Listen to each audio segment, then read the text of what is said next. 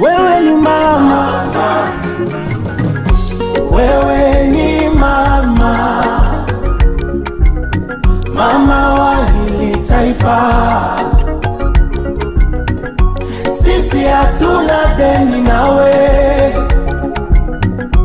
wewe ndo natudai mama.